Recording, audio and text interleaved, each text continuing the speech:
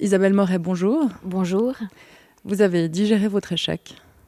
Alors, pour l'instant, je suis en train de terminer la campagne, c'est-à-dire écrire à tous les gens qui m'ont envoyé un courrier énorme, soit pour me féliciter, soit pour m'encourager, soit pour me dire qu'eux, ils étaient déçus que je ne sois pas élue. Mais pour ma part, je suis satisfaite du résultat que j'ai fait au premier tour. C'est mieux qu'Ignacio Cassis lorsqu'il s'est présenté pour la première fois au Conseil fédéral. Et j'ai beaucoup appris de cette expérience. Vous êtes contente, satisfaite de la façon dont votre parti vous a soutenue Alors, c'était clair pour le PLR que c'était l'opportunité d'avoir un Tessinois au Conseil fédéral à nouveau. Notre présidente Petra Gussi l'a dit d'emblée au début de la campagne, mais j'estime qu'il fallait aussi que des candidats romans se présentent. Le PLR, nous sommes le premier parti de Suisse romande, et donc il est normal que des candidats proviennent aussi de la Suisse romande. Donc traitement égal pour tous les candidats, vous n'êtes pas aigre par rapport au PLR. Par rapport à mon parti, jamais. Le reste, c'est à vous de juger. Alors, pas le temps de souffler, car pas de peau pour vous. Vous avez gagné, vous, le PLR, contre le projet d'Alain Berset, Prévoyance 2020. Mais maintenant, tout est à faire. Justement, dites-nous, Isabelle Moret, quel est le plan pour nous sortir de là ? Alors, je suis contente et satisfaite de cette votation populaire parce que le projet n'était pas suffisamment équilibré. Mais je vous rassure, il ne faut pas repartir de zéro. Le travail qui a été fait au Parlement n'est pas vain, n'a pas été vain. Et pour notre part, au sein du PLR, je défends, en tant que leader sur ce sujet dans mon parti, je défends le plan B qui consiste à travailler séparément sur l'AVS et séparément sur le deuxième pilier. Et donc, l'urgence, d'abord, c'est l'AVS. Il faut augmenter le taux de TVA de 0,6% de manière à assurer le financement de l'AVS à moyen terme. Et parallèlement, il faut des recettes supplémentaires, en particulier augmenter l'âge de la retraite des femmes de 64 à 65 ans. Et simultanément, c'est l'opportunité de faire avancer l'égalité salariale. Il y a un projet qui est actuellement en cours au sein du Parlement et je le soutiendrai. Mais les femmes ont beau dos, parce que quand même le projet final pour le PLR, comme pour la droite en Suisse, c'est la retraite à 67 ans. Ça, c'est abandonné ? Alors pour ma part, clairement, dans la prochaine réforme, il n'y aura pas de retraite à 67 ans. Le PLR a même abandonné son système de frein à l'endettement ou de mécanisme automatique d'intervention qui aurait prévu d'augmenter de 3 mois en 3 mois l'âge de la retraite s'il n'y avait pas de moyens financiers suffisants dans le cadre du fonds AVS. Mais un des arguments qui a fait que la population n'a pas voté, notamment en Suisse romande, justement ce projet Prévoyance 2020, c'était le rehaussement de l'âge de la retraite pour les femmes. Comment est-ce que vous allez les convaincre cette fois ? Mais pourquoi est-ce que tout le monde était opposé, moi aussi, à cette augmentation de 64 à 65 ans? Parce que cette recette supplémentaire, elle était utilisée pour payer cette augmentation de l'AVS pour tous, y compris pour des personnes qui ne le voulaient pas. Peut-être que c'était dans l'absolu qu'il y avait un refus catégorique des femmes, justement, de travailler plus tant que l'égalité ne serait pas concrétisée, notamment dans les rapports salariaux. Alors, concrètement, d'après les sondages qui ont été faits, ce n'est pas le cas. Mais moi, j'entends tout à fait cette problématique. C'est-à-dire, moi aussi, je ne trouve pas correct qu'on demande aux femmes de travailler une année de plus alors qu'il n'y a toujours pas d'égalité salariale. C'est pourquoi je défends le projet de Simonetta Sommaruga qu'on peut faire avancer en parallèle et qui prévoit justement que l'on s'assure que dans les entreprises de plus de 50 employés, il y a une véritable égalité salariale. Mais c'est audible, vraiment, la cause des femmes au PLR ? Oui, en tout cas, les femmes PLR sont très actives sur le dossier de l'égalité salariale en particulier. Nous venons avec des propositions pour essayer d'obtenir une majorité. Avec les femmes PLR et les PLR romans, il peut y avoir une majorité pour l'égalité salariale. Après, ça dépendra du PDC. Mais le problème pour les femmes aussi, c'est le fait qu'elles n'aient pas suffisamment cotisé quand elles sont en travail à temps partiel. La plupart travaillent à temps partiel, voire pas du tout. Aujourd'hui, il faudrait-il pas justement expliquer aux femmes qu'il s'agit de travailler à 100% pour ne pas sombrer dans la précarité, arriver à l'âge de la retraite ?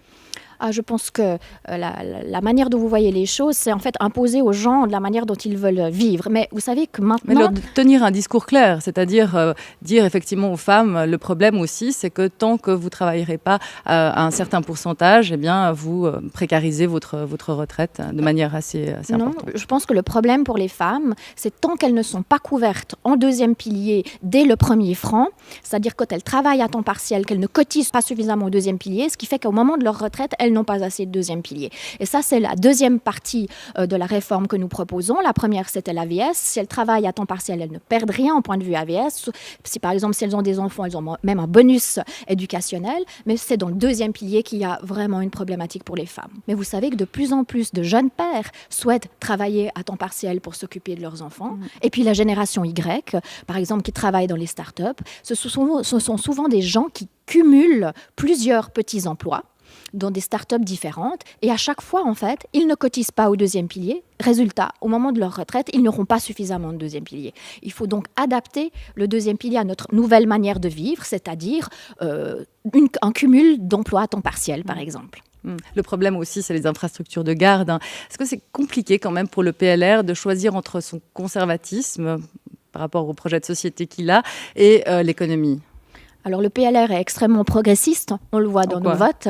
Par exemple, dans le canton de Vaud, nous sommes à l'origine de la création de la fondation d'accueil de jour de la petite enfance, qui maintenant a changé de nom, mais à l'époque elle s'appelait comme ça, qui a permis de créer de nombreuses places de crèches et d'accueil parascolaire dans le canton de Vaud. Et si aujourd'hui, dans votre déclaration fiscale, vous pouvez, pour l'impôt fédéral, déduire 10 000 francs, eh bien, c'est grâce au PLR et en particulier à votre serviteur. Et sur le plan suisse ? Sur le plan suisse, il faut bien comprendre une chose. Moi, j'ai soutenu l'article constitutionnel sur la politique familiale qui aurait permis de donner une compétence à la Confédération d'agir en matière de politique familiale. Et la Suisse romande a dit oui. Et les PLR romans ont soutenu cet article constitutionnel. Malheureusement, nous avons perdu. Une majorité suisse-allemande a dit non à cet article, ce qui fait que la politique familiale est essentiellement de niveau cantonal. Pour Prévoyance 2020, le problème, c'est quand même le temps. Dès l'année prochaine, justement, on va devoir taper dans les réserves pour couvrir les déficits. Comment est-ce que vous pensez que le Parlement peut adopter extrêmement rapidement un plan, une nouvelle réforme pour la présenter au peuple ? Alors pour les AVS, c'est tout à fait possible parce que nous ne repartons pas à zéro. Le travail qui a été fait existe. D'accord, mais le compromis ?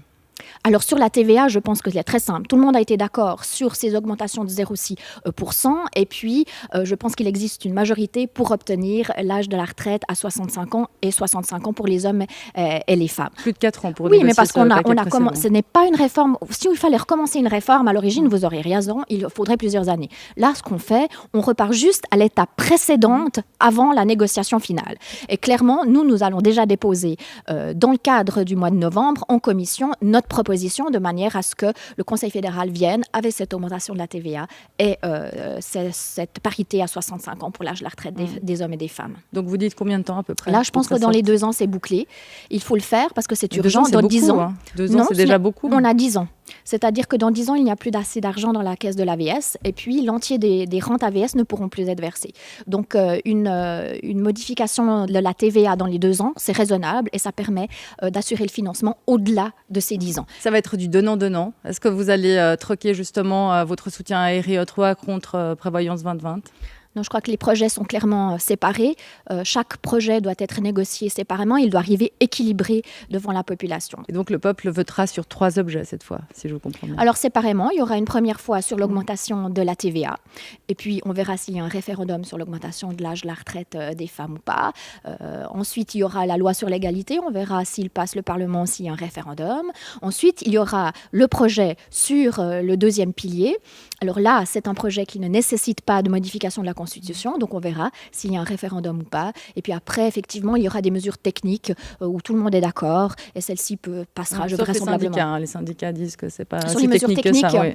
Non, il y a par exemple sur la flexibilité de l'âge de la retraite, ça c'est quelque chose qui est important, qu'on puisse prendre une retraite anticipée de manière souple ou qu'on puisse travailler plus longtemps sans être pénalisé au niveau de l'AVS. Ça, ce sont des mesures qui paraissent peu contestées.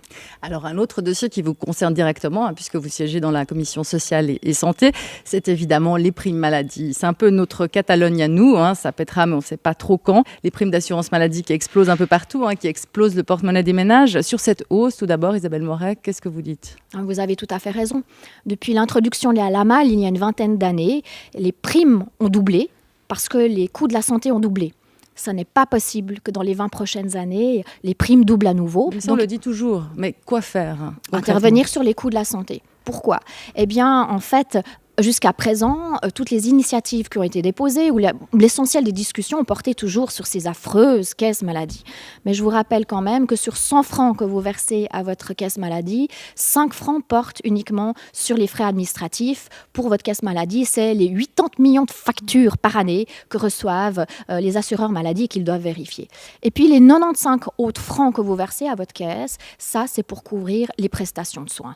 Je suis présidente de H+. Mon vice-président, c'est le directeur de l'hôpital. C'est le lobby justement des hôpitaux. H+, c'est l'association qui regroupe tous les hôpitaux de Suisse. 3/4 des hôpitaux de cette association sont des hôpitaux publics, c'est-à-dire le CHUV, les HUG. Et justement, mon vice-président, qui est donc directeur de l'hôpital cantonal universitaire de Bâle, a calculé que chez lui, par année, 1000 opérations pourraient être faites en ambulatoire, alors que pour l'instant, elles sont faites pour des raisons financières en stationnaire. C'est-à-dire qu'à cause de ce système où en fait les opérations quand vous dormez sur place rapportent plus à l'hôpital et ont une participation financière du canton, par certains hôpitaux profitent de conserver ou doivent pour des raisons financières, par exemple pour financer les urgences, clairement c'est ce que fait l'hôpital de Bâle, ils financent de cette manière les urgences qui ne sont pas assez rémunérées, en gardant plus d'opérations avec une nuit à l'hôpital. Et on voit que globalement, c'est idiot parce que les coûts de la santé augmentent de cette manière-là. Et une des solutions que je défends avec vigueur, c'est qu'on dise, on va fixer un prix intermédiaire entre le prix de l'ambulatoire et le prix du stationnaire. Sur ce prix intermédiaire, les cantons doivent participer, peut-être pour un montant moindre que si c'était en stationnaire. Et après, c'est uniquement le médecin qui va choisir si vous devez être opéré en ambulatoire ou en stationnaire. Parce que vous voyez, si vous êtes un jeune, que vous pouvez rentrer vite à la maison et qu'il y a des gens pour s'occuper de vous, c'est pas forcément nécessaire que vous dormiez à l'hôpital, que vous ayez une surveillance médicale. Si c'est une personne plus âgée, parfois il est nécessaire d'avoir une surveillance médicale plus longue. Et ça a des chances d'aboutir, ça, de trouver une majorité? Alors il faut que les cantons jouent le jeu. Pour l'instant, la conférence cantonale a dit qu'elle était opposée à une participation des cantons à une solution intermédiaire pour justement ces opérations qui sont entre l'ambulatoire et le stationnaire. Donc on voit qu'il y a un blocage des cantons. Une des difficultés en matière d'assurance maladie, c'est que tout ne se décide pas au niveau fédéral, mais une bonne partie de l'organisation des prestations de soins se fait au niveau cantonal. Et là, il faut que les 26 cantons soient d'accord. Mais ce qu'ils veulent récupérer aussi, ces cantons, c'est la maîtrise justement des primes d'assurance maladie. Ça, vous cautionnez? Vous parlez de laquelle initiative? Celle du PDC? Non, l'initiative pour que les cantons puissent fixer le tarif des primes d'assurance maladie. Mais elle ne maîtrise rien du tout. Elle ne vise pas du tout les coûts de la santé. Elle fait une sorte de mini-caisse unique. Autrement dit, elle s'occupe que des 5 francs sur le billet de 100 francs que vous versez à l'assurance maladie. Elle ne s'occupe pas du tout des 95 francs. Le PDC nous parle qu'il souhaite déposer une initiative portant frein aux dépenses en matière d'assurance maladie. Je trouve l'idée beaucoup plus intéressante, même s'il ne propose pas de solutions concrètes. L'idée est beaucoup plus intéressante parce qu'elle vise justement les 95 francs sur ce billet de 100 francs que vous payez à votre caisse maladie. Entre 2015 et 2016, il y a eu une augmentation de 2,5% des coûts de la santé sur Genève. Or, les primes, justement, pour 2017-2018, elles augmentent de 5%. Elles passent où, ces réserves? Oui, c'est pour ça que le Parlement a voté cette loi sur la surveillance de l'assurance maladie. Et pour les primes 2017, clairement, les ordonnances n'étaient pas encore en vigueur. Ça veut dire que les Genevois et les Vaudois, et les Tessinois aussi d'ailleurs, payaient une partie des primes qu'auraient dû payer les Bernois, qui eux ne payaient pas assez. Ceci est totalement inadmissible. Et pour les primes 2017, les ordonnances d'application n'étaient pas encore en vigueur. Maintenant, on va voir et s'assurer que l'Office fédéral de la santé publique fasse son travail. Il y aura un effet rétroactif? Ça veut dire que pour 2019, il y aura justement une baisse des primes d'assurance maladie sur Genève et sur Vaud de manière drastique? Non, parce que ce serait toujours année par année. Et il faut bien comprendre que le système a toujours 2 ans de décalage. Il faut laisser 2 ans en fait pour que le système mouline, si je reprends l'expression de l'administration, pour déployer tous ces pleins effets. En ce qui concerne la deuxième initiative qui vient d'être proposée pour un parlement indépendant des caisses maladie, quelle est votre réaction par rapport à ça? Je ne vois pas tellement ce que ça apporterait. Ça ne permettra vous n'économisez aucun centime en matière de coût de la santé par ce biais-là. Vous payez en plus le prix de la votation. Mais malgré tout, les parlementaires qui sont affiliés à des caisses maladie, on le sait bien, auront tendance à défendre cette cause. Dans la commission de la santé dans laquelle vous siégez, c'est presque un tiers des commissionnaires. Est-ce que c'est normal? Vous voyez, la loi sur l'assurance maladie dont je vous parlais tout à l'heure, qui permet d'assurer plus de transparence dans le cadre de l'assurance maladie et qui permettra aussi d'obliger les caisses à diminuer leurs réserves, on a réussi à la à faire passer, malgré l'opposition des assureurs maladie. Donc on voit que finalement qu'il y ait des représentants des assureurs maladie au sein de ces commissions n'a pas empêché qu'on a réussi à faire aboutir cette loi contre l'avis des assureurs maladie. Puis à l'inverse, le but aussi des assureurs maladie, ce serait de s'occuper de l'augmentation des coûts de la santé. Donc moi, j'attendrais des représentants de ces caisses au sein du Parlement fédéral qu'ils viennent avec des idées fortes pour la maîtrise de l'augmentation des coûts de la santé.